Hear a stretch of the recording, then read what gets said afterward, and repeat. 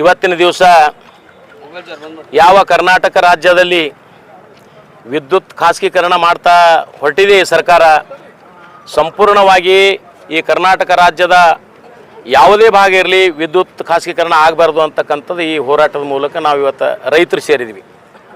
ಅತ್ಯಂತ ಪ್ರಮುಖ ರೈತರು ಇಲ್ಲಿ ಒಂದೇ ಸಂಘಟನೆ ಅಂತಲ್ಲ, ಪ್ರಾಮಾಣಿಕವಾಗಿ ಸಮಾಜ, ದೇಶ, ರಾಜ್ಯದ ಒಂದು ಏಳಿಗೆಗಾಗಿ ಕೆಲಸ ಮಾಡ್ತಕ್ಕಂಥ ಏನು ರೈತಾಪಿ ವರ್ಗದವ್ರು ಸೇರಿದ್ದಾರೆ. ನಾವು ಮೊದಲನೇದಾಗಿ ವಿದ್ಯುತ್ ಖಾಸಗೀಕರಣ ಆಗಬಾರ್ದು, ಎರಡನೇದಾಗಿ 1 ಲಕ್ಷದವರೆಗೆ ಸಾಲ ಮನ್ನಾ ಮಾಡಬೇಕು ಸರ್ಕಾರ. ಇನ್ನೊಂದು ಏನಪ್ಪ ಅಂದರೆ, ಹೋದ ಮಾರ್ಚ್ನಲ್ಲಿ 667 ಕೋಟಿ ರೂಪಾಯಿಯನ್ನು ನಾವು ಕಟ್ಟಿರ್ತಕ್ಕಂಥ ಬೆಳೆ ವಿಮೆ ಇತ್ತು. ಅದು ಉಳಿದಿರ್ತಕ್ಕಂಥ ಬೆಳೆ ವಿಮೆ ಇನ್ನೂ 300 ಕೋಟಿ ರೂಪಾಯಿ ನಮಗೇನದ ರೈತರಿಗೆ ಕೊಡಬೇಕು. ಅದೇ ರೀತಿಯಾಗಿ ಬೆಳೆ ಪರಿಹಾರನೂ ಕೊಡ್ತೀನಿ ಅಂತಕ್ಕಂಥದ್ದು ಹೇಳಿದರು, ಸುಳ್ಳು ಹೇಳ್ಕೊತ ಇವತ್ತಿನ ದಿವಸ 3 ವರ್ಷ ಕಾಲ ಕಳೆದಿದ್ದಾರೆ. ಸುಪ್ರೀಂ ಕೋರ್ಟ್ ಆದೇಶ ಏನದಪ್ಪ ಅಂದರೆ, ಬೆಳೆ ವಿಮೆ ಯಾವಾಗ ಡಿಕ್ಲೇರ್ ಆಗ್ತದ, ಡಿಕ್ಲೇರ್ ಅರ್ಧ ತಾಸು ಲೇಟ್ ಆದರೆ ಅದಕ್ಕೆ ಬಡ್ಡಿ ಹಚ್ಚಿ ಕೊಡಬೇಕು ಅಂತಕ್ಕಂಥ ಸುಪ್ರೀಂ ಕೋರ್ಟ್ ಆದೇಶ ಅದ. ಆದರೂ ಕೂಡ ವರ್ಷಾದ್ಯಂತ ಇವತ್ತು ತಾವು ಏನದ ನಮ್ಮ ಬೆಳೆ ವಿಮೆ ನಾವು ಕಟ್ಟಿರ್ತಕ್ಕಂಥ ಬೆಳೆ ವಿಮೆ ಕೊಡಲ್ಲಂದ್ರೆ ಅದು ಬಡ್ಡಿ ಗಂಟ ಹಾಕಿ ಕೊಡಬೇಕಂತಕ್ಕಂಥದ್ದು ನಮ್ಮದು ಒತ್ತಾಯ ಅದ. ಇನ್ನೊಂದು ಏನಪ್ಪ ಅಂದರೆ, ಪರಿಹಾರ ನೀವು ಹೇಳೋದ್ರಲ್ಲಿ ಎಷ್ಟು ಸುಳ್ಳು ಇರ್ಬೋದು.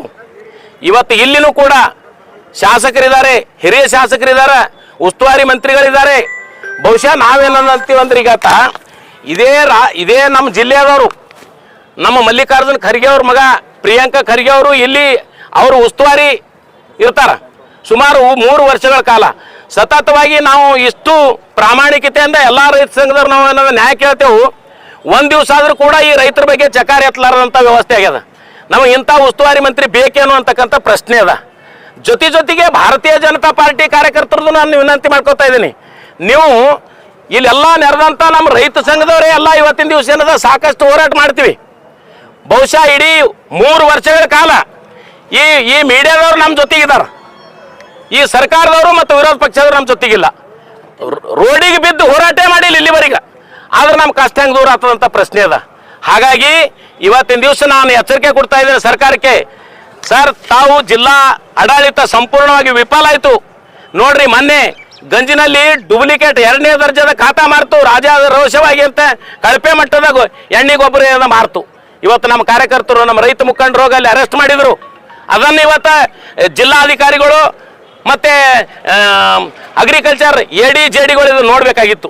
ನೋಡಿದ್ರು ಕೂಡ ಅದು ಸರಿ ಆಗಲಿಲ್ಲ. ಹಾಗಾಗಿ ರೈತರಿಗೆ ಆಗ್ತಕ್ಕಂಥ ಅನ್ಯಾಯವನ್ನು ಇವತ್ತು ಸರಿಪಡಿಸಬೇಕು ಅಂತಕ್ಕಂಥದ್ದೇ. ತಾವೇನಾದರೂ ಈ ಔಷಧಿಯಿಂದ ನೀವು ದೂರ ಇದ್ದರೆ ನಾವು ಇಡೀ ರಾಜ್ಯಾದ್ಯಂತ ನವ ಕರ್ನಾಟಕ ರೈತ ಸಂಘ ಇರ್ಬೋದು, ಎಲ್ಲ ರೈತ ಸಂಘಟನೆಗಳು ಸೇರಿ ಇಡೀ ರಾಜ್ಯಾದ್ಯಂತ ರೈತ ಮಹಿಳೆಯರು, ರೈತ ಪುರುಷರು ಸೇರಿ ದೊಡ್ಡ ಶಕ್ತಿ ಪ್ರದರ್ಶನ ನಿಮ್ಮ ಮೇಲೆ ಮಾಡಬೇಕಂತಕ್ಕಂಥದ್ದು ಇವತ್ತು ವಿಚಾರ ನಾವು ಮಾಡಿದ್ವಿ. ಎಲ್ಲ ವಿಷಯಗಳನ್ನು ನವ ಕರ್ನಾಟಕ ರೈತ ಸಂಘದ ಅಧ್ಯಕ್ಷರಾದಂಥ ದಯಾನಂದ್ ಪಾಟೀಲ್ ಅವರು ವಿಷಯನ ಸೂಕ್ಷ್ಮವಾಗಿ ತಿಳಿಸಿದ್ದಾರೆ. ಈ ವಿಷಯಕ್ಕೆ ಸಂಬಂಧಪಟ್ಟಂಗೆ ಇದೇ ಕಲಬುರಗಿಯಲ್ಲಿ ಜುಲೈ 25, 26, 27ರಂದು ಕೂಡ ರೈತರ ಒಂದು ಬೃಹತ್ ಸಮಾವೇಶವೂ ಕೂಡ ಕಲಬುರಗಿಯಲ್ಲಿ ಆಗಲಿದೆ ಅಂತ ನಾವು ಒಂದು ಮಾತನ್ನು ಕೂಡ ಈ ಸಂದರ್ಭದಲ್ಲಿ ಹೇಳ್ತಾ, ನಾವು ಈ ಸರ್ಕಾರಕ್ಕೆ ಏನು ಕೇಳ್ತಾ ಇದ್ದೇವೆ ಅಂತಂದರೆ, ಸತ್ತ ಹೆಣದ ಮೇಲೆ ನೀವು ಚೆಲ್ಲಾಟ ಆಡ್ತಾ ಇದ್ದೀರಿ ಅಂತ ನಾವು ಒಂದು ಮಾತನ್ನು ಈ ಸಂದರ್ಭದಲ್ಲಿ ಹೇಳಬೇಕಾಗುತ್ತೆ. ಈಗಾಗಲೇ ರೈತರ ಹತ್ರ ಏನೂ ಉಳಿದಿಲ್ಲ, ಮಳೆನೂ ಬಂದಿಲ್ಲ. ಈಗಾಗಲೇ ಕಬ್ಬು ಕೆಲವೊಂದು ಬೆಳೆಗಳು ಕೂಡ ಒಣಗಿ ಹೋಗಿದಾವೆ. ನೀರಿಲ್ಲಾರ್ದೆ ಎಲ್ಲರ ಕಡೆ ದನ ಕರ ಹಸುಗಳೆಲ್ಲ ಹಾಹಾಕಾರ ಆಗ್ತಿರೋ ಸಂದರ್ಭದಲ್ಲಿ ತಾವು ಇವತ್ತು ಮತ್ತೆ ಒಂದು ಏನು ಹೇಳ್ತೀರಿ ಅಂತಂದ್ರೆ, ವಿದ್ಯುತ್ತನ್ನು ಖಾಸಗೀಕರಣ ಮಾಡ್ತೀರಿ ಅಂತ ಹೇಳ್ಬೇಕಂತಿದ್ದೀರಿ. ಸ್ವಾಮಿ, ನಿಮಗೆ ದುಡ್ಡು ಎಲ್ಲಿ ಕಮ್ಮಿ ಬೀಳಿಕತ್ತದ? ಏನು ನಿಮ್ಮ ಮೈ ಮೇಲೆ ಬಟ್ಟೆ ಇಲ್ವಾ? ನಿಮ್ಮ ಕುಟುಂಬದವ್ರು ಹಾಕ್ಲಿಕ್ಕೆ ಬಟ್ಟೆ ಇಲ್ವಾ? ರೈತರ ಮೈ ಮೇಲೆ ಇರೋದು ಬರೇ ಒಂದು ಚಿಂದ ಬಟ್ಟೆನೂ ನಿಮ್ಮ ಕಣ್ಣು ಕುಡುಕ್ತಾ ಇದೇನ್ರಿ? ಯಾಕ್ರಿ ಈ ತರ ಮಾಡ್ತಾ ಇದ್ದೀರಾ? ಈ ಸರ್ಕಾರಕ್ಕೆ ನಾಚಿಕೆ ಆಗ್ಬೇಕ್ರಿ. ಮಾತಿಗೊಮ್ಮೆ ಸರ್ಕಾರದವರು ರಾಜಕಾರಣಿಗಳು ಭಾಷಣ ಮಾಡಬೇಕಾದ್ರೆ ರೈತರು ನಮ್ಮ ಬೆನ್ನೆಲುಬು ಅಂತ ಭಾಷಣ ಮಾಡ್ತೀರಾ. ಚುನಾವಣೆ ಸಂದರ್ಭ ಬಂದಾಗ ಕೈಯ ಕಾಲ ಬಿಳ್ಕೋತ್ ಎಲ್ಲಿ ಸಂಧಿ ನಾಲಿ ಬಟ್ ಏನು ಅನ್ನಂಗಿಲ್ಲ, ಬಂದು ಕೈಕಾಲು ಬಿದ್ದು ಓಡ್ ತಗೊಂಡು ಹೋಗ್ತೀರಿ.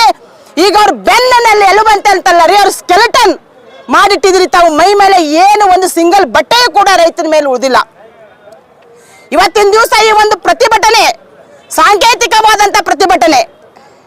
ನಿನ್ನೆ ನಮಗೆ ಈ ವಿಷಯ ಗೊತ್ತಾದಂತ ಸಂದರ್ಭದಲ್ಲಿ ನಾವು ಬರೀ ನಿನ್ನೆ ಒಂದು ದಿವಸಕ್ಕೆ ನಾವಿಲ್ಲಿ ನೂರಾರು ರೈತರನ್ನೇ ಇವತ್ತಿನ ದಿವಸ ನಾವು ಸೇರಿಸಿದ್ದೇವೆ. ಇದು ಸಾಂಕೇತಿಕವಾಗಿದ್ದಂತ ಪ್ರತಿಭಟನೆ. ಈ ಖಾಸಗೀಕರಣ ತಾವು ವಿದ್ಯುತ್ ಖಾಸಗೀಕರಣ ಏನಾದರೂ ಮಾಡಿದ್ದೇ ಆಯಿತು ಅಂತಂದ್ರೆ ಇಡೀ ರಾಜ್ಯಾದ್ಯಂತ ಪಕ್ಷಾತೀತವಾಗಿ ಹಾಗೂ ಜಾತ್ಯತೀತವಾಗಿ ಮಹಿಳೆಯರು, ಯುವಕರು ಎಲ್ಲರೂ ಸೇರಿ ರೈತರು ವಿಧಾನಸೌಧವನ್ನು ಮುತ್ತಿಗೆ ಹಾಕಬೇಕಾಗುತ್ತೆ ಅನ್ನೋ ಒಂದು ಮಾತನ್ನ ತಮ್ಮ ಮಾಧ್ಯಮ ಮುಖಾಂತರ ಹೇಳ್ತಾ ಈ ವಿಷಯವನ್ನ ಇವತ್ತಿನ ದಿವಸ ಕ್ಯಾಬಿನೆಟ್ ಚರ್ಚೆ ಇದೆ ಅಂತ ಒಂದು ವಿಷಯ ಕೂಡ ಗೊತ್ತಾಗಿದೆ. ಈ ಚರ್ಚೆಯನ್ನ ಇಲ್ಲಿಗೆ ಕೈ ಬಿಡಬೇಕು. ಮುಂದುವರೆದಿದ್ದೇ ಆಯ್ತು ಅಂತಂದ್ರೆ ಕಲಬುರಗಿಯಲ್ಲಿ ನಾವು ಎಲ್ಲ ಸಮಾಜದ ರೈತ ಮುಖಂಡರ ಜೊತೆ ಎಲ್ಲ ವಿವಿಧ ಹಿಂದೂ ಪರ ಕನ್ನಡ ಪರ ಸಂಘಟನೆ ಜೊತೆ ಮತ್ತೆ ನಾವು ಒಂದು ಸಭೆಯನ್ನ ಮಾಡಿ ಒಂದು ದಿನಾಂಕವನ್ನ ನಿಗದಿಪಡಿಸಿ ಕಲಬುರಗಿ ಬಂದ್ ಮಾಡುವುದರ ಮುಖಾಂತರ ನಾವು ಮತ್ತೆ ಪ್ರತಿಭಟನೆ ಮಾಡಬೇಕಾಗುತ್ತೆ ಅಂತ ಒಂದು ಮಾತನ್ನು ಕೂಡ ಈ ಸಂದರ್ಭದಲ್ಲಿ ಹೇಳ್ತಾ